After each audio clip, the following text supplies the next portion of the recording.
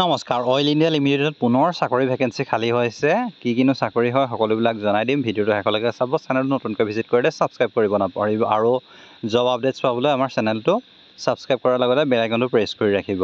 oil India লিমিটেডৰ ফালৰ পৰা পুনৰ নতুনকৈ 24টা ভেকেঞ্চি খালী হৈছে আৰু এই যি 24টা ভেকেঞ্চি হৈছে সেইকেইটা জিঅ'লজিষ্টৰ কাৰণে ভেকেঞ্চি খালী হৈছে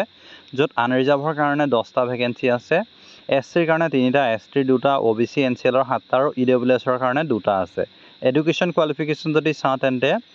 post graduation in geology or applied geology of minimum 2 years duration from a gov recognized university হ'ব লাগিব তাৰ উপৰি minimum এবছৰ experience থাকিব লাগিব exploration and production sectorত minimum বয়সৰ